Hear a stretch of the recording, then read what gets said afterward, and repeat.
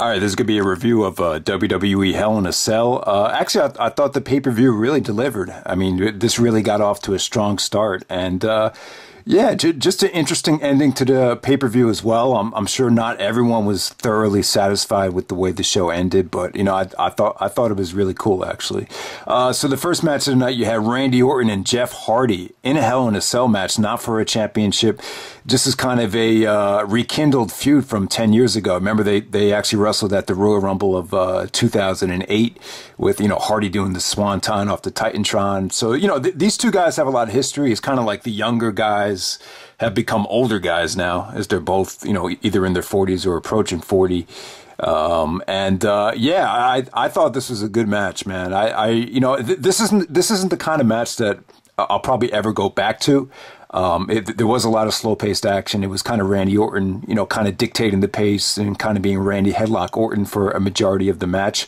But I thought it was cool, though. I thought it was different. I think this is probably the best match Orton's had in years. You kind of got... There's kind of two different versions of Orton and Hardy. Sometimes you get the bad version of both of them. And for this match, I just thought you had the motivated versions of both of these guys here. You know, Randy Orton and Jeff Hardy, you know, both of them have probably had more ups and downs than like any two guys in the history of the business. I mean, the highs have been pretty high and the lows have been pretty low for both gentlemen, to be honest with you. But yeah, just really creative here. You know, they got a lot of time. A lot of their matches haven't gotten, you know, beyond maybe 15 to 17 minutes in the past, but they got about a half hour here almost. And I just thought they made the best of it. I thought Orton just was relentless here. You kind of got to see the sadistic side of Randy Orton. Most people are going to remember the spot with the screwdriver. As you guys know, Jeff Hardy has a lot of earrings, so probably a lot of piercings in his ears. So Orton actually penetrated one of the piercings or one of the holes in his ear with the screwdriver and started like cranking it back and kind of you know, just kind of, you know, rolling it in the screwdriver. It just looked pretty sick. One of the yeah, probably one of the most cutting edge things that I've seen in the WWE in quite some time. Definitely not a PG moment there. Trying to think, but you know, just good action from both guys, though. I definitely think both guys did bring it. I think Hardy probably, you know, he probably wanted to take more chances in the match, like if he was allowed to. I'm sure he probably wanted to do something off the cell. But you know, the booking kind of probably negated that.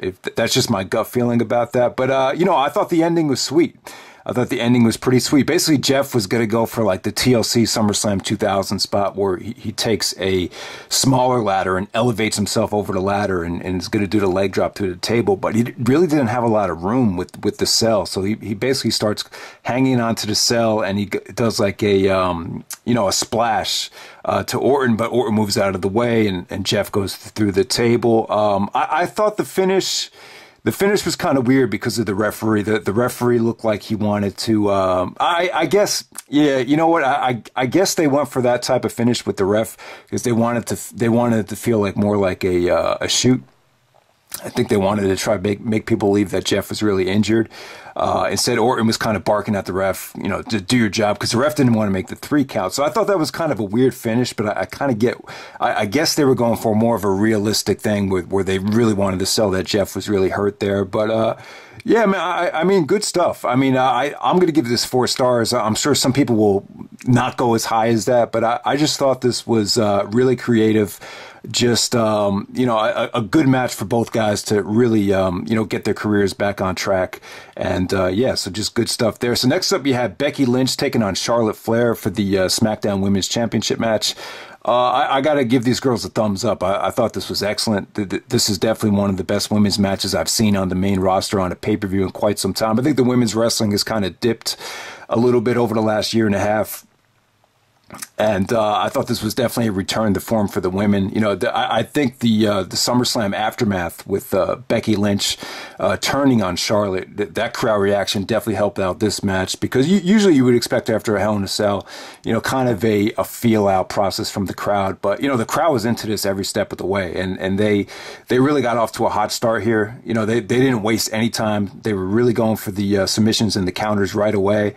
And, yeah, the finish really came out of nowhere. nowhere. But even before they got to the finish, I just thought this had good near falls, good action, very crisp. This really felt like you were watching two women's wrestlers that knew what they were doing. And, the finish really came out of nowhere. I thought it was good. They didn't show a replay of the finish, but it definitely looked like Becky hit like a sidewalk slam. Or I'm sorry, like a scoop slam out of nowhere, and but I really wanted to see a replay of that, but they didn't show it. But Charlotte losing here, just this could be what she needs. She probably needs a turn. It kind of gives her an excuse to have a turn of direction and maybe a different personality down the road. Because I've never been a big fan of her as a face, so we'll see what happens there. But definitely thumbs up to both girls right there. So next up, you had the match of the night. Quite possibly the WWE match of the year, one of the best tag team matches I think we've seen on a pay-per-view in quite some time. I don't know how far you have to go back to have seen a tag match this good on a WWE pay-per-view. Maybe you have to go back to No Mercy 2002. I just don't know. I mean, I thought the match was that good. You had Dolph Ziggler and Drew McIntyre taking on Dean Ambrose and Seth Rollins, this time without any commercial interruptions. It seems like these teams have faced on Raw a lot of different times over the past month, but you get like 2, 3, 4 commercial breaks in all of their matches, so it's a breath of fresh air not to have to sit through any commercials. But God, this was awesome stuff. I mean, this got a lot of time, but you saw multiple hot tags to Ambrose, and then the final hot tag to Rollins was incredible. I thought the chemistry between Ziggler and Rollins, it's kind of reminiscent to Triple H and The Rock, where you could tell they've been wrestling each other at house show after house show, where the chemistry is like riding a bike. It's just automatic. And that's what it was there, man. The curb stomp, the counter, the flashback, just so many great spots here. Rollins going for the running Falcon Arrow, then hits tries to hit another suplex, but McIntyre hits a running boot onto Rollins before he even executes the second superplex. That kind of enabled the finish right there, but that was great. I would say Rollins was the MVP of the match. Rollins really, the MVP of the pay-per-view, to be honest with you, man. He was incredible in this match. Ambrose, to be honest, man, I just got to say Ambrose, like I still think you could get a lot more out of Ambrose down the road. But to me, Rollins was just the man in this match right here. But, even McIntyre and Ziggler as a tag team, very cohesive, just a lot of good, slow but methodical, but still just good fundamental work from both guys. I just thought this was an incredible tag match. I give it 4.5 stars, by far the match of the night. And then next up you have AJ Styles and Samoa Joe. Obviously this has gotten really personal. One thing I'm noticing about these AJ and Joe matches on the pay-per-views, it just seems like they're having a tough time figuring out where to put it. Because, no matter where you put them, I just feel like the crowds could always be a little bit better. But, and I'm kind of disappointed that this wasn't a Hell in a Cell match. Because I felt like out of the 3 matches, this had the most personal storyline going into it, and ironically it wasn't a Hell in a Cell match, but I'm okay with that because I'm not a huge fan of the Hell in a Cell stipulation. I find the Hell in a Cell matches over the last 10 years to be really kind of slow and boring and methodical, but with the AJ Joe match here, not one of their better matches. Like I said, I didn't think the crowd was overly generous, but still good stuff here. I thought they were still very receptive.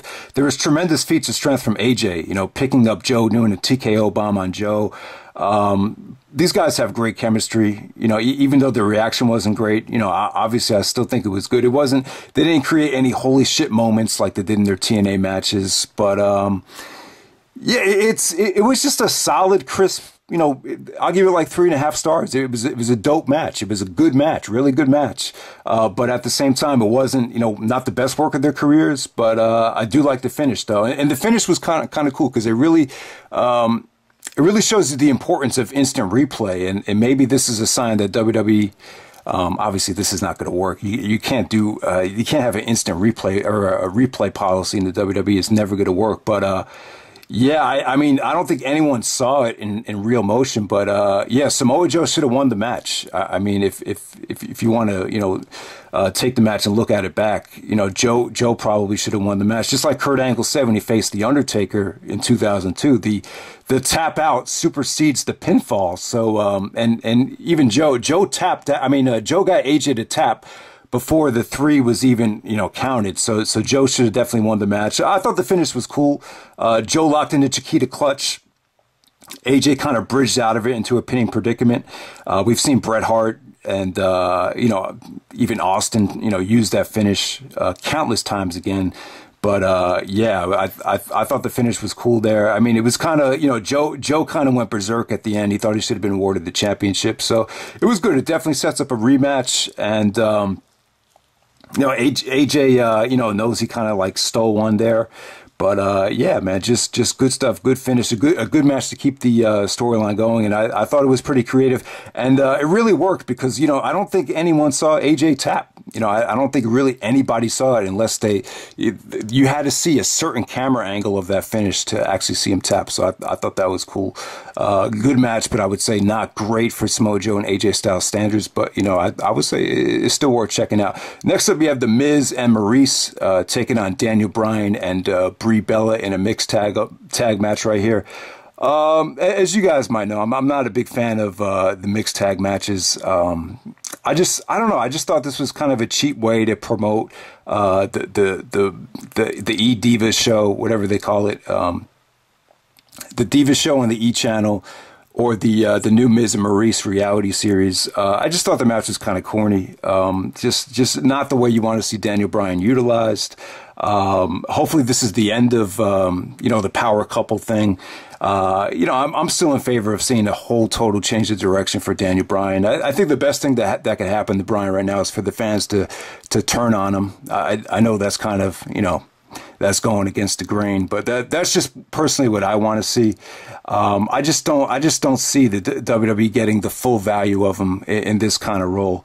But the match came off. It was good for the live crowd. It got a good reaction. It was what it was.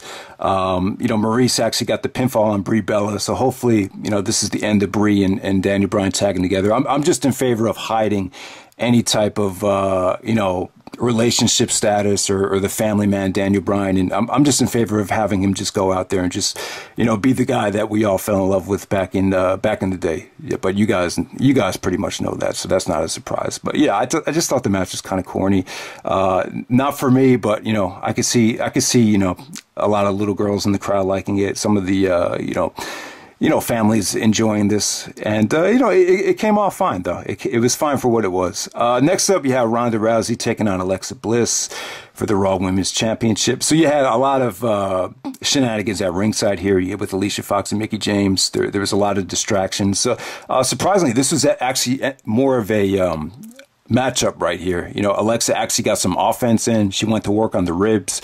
She wrestled a very smart match. There's a lot of distractions, like I said. So, it was, they were kind of in a tough spot here because people are going to be bitching about the way they book Ronda Rousey by her, not looking strong enough. So you got that going on. Then they got to worry about building up Alexa Bliss versus Trish Stratus, which seems like it's going to be the main event of the Evolution show at the end of October. So they were able to kind of kill two birds with one stone here, make Ronda look strong, but at the same time, Alexa actually was able to hang with Ronda Rousey. So I thought the match was good. I thought the finish was good. The ending was really, really hot. I think as a whole, the atmosphere and the environment didn't come off quite as well as SummerSlam, but it was still fine for what it was. And it was, it was a good showcase for Alexa Bliss to make her look like she could actually hang with Ronda Rousey. So there we go with that. Next up, you have Roman Reigns and Braun Strowman in a no contest in the Hell in a Cell with Mick Foley involved as a special referee. Yeah, Foley didn't do much. Anytime you put Foley in a Hell in a Cell, you expect him to take the brunt of the offense, like we saw with Kevin Nash and Triple H, where Foley had to save the feud with the Hell in a Cell. But with Roman and Braun here, I've kind of got my fill of both of these guys. If you've seen these guys wrestle before, you know what you're going to get. You're going to get it was a slugfest. Both guys worked hard for the styles that they wrestle. You saw a lot of foreign objects, chairs, kendo sticks. You saw Roman do the spear through a table. You saw Braun being dominant throughout most of the match. But the match wasn't really about them, though. Obviously, what stole the show was the bump from Seth Rollins and Dolph Ziggler and the return of Bork Laser, a.k.a. Brock Lesnar. So, I thought, it's part of when there's a whole big brawl on top of the cell between the two teams that stole the match of the night, with Ziggler and McIntyre and Ambrose and Rollins. It was, neither team could get inside the cell like they wanted to, so they ended up doing a brawl on top of the cell. It was cool. It came off cool. Crowd was chanting, "This is awesome." Everybody liked it. You ended up seeing a spot where Rollins and Ziggler are kind of fighting off the middle of the cell, and they both kind of, take a bump onto the tables. It was pretty cool. I kind of thought it was unnecessary though, but seeing Brock come out, it kind of, it was one of those things where it kind of, it gave you a reason to see Brock Lesnar. And when Brock came out, it was pretty shocking. He got a good pop. I don't think anyone expected it. I thought Lesnar looked good though. I thought his mentality,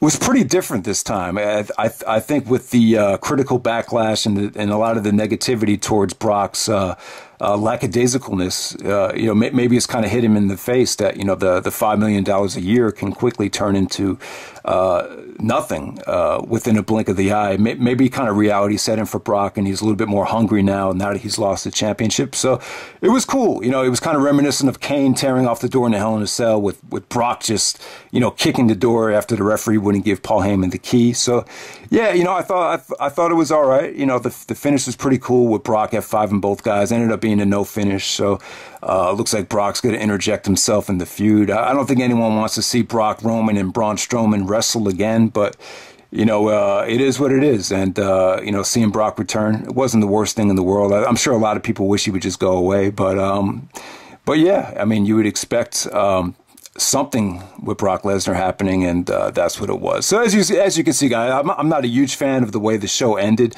I thought everything from the opener to AJ and Joe was pretty much really, really good to great. I really thought this was on its way to being one of the best pay-per-views in quite some time. But I would say that the show still over-delivered in its own way, and I would say probably one of the best pay-per-views of the year. So I don't know, I could be totally off, but let me know what you guys thought of the show, and that's pretty much it. I'll see you for a Super Showdown, hopefully. All right.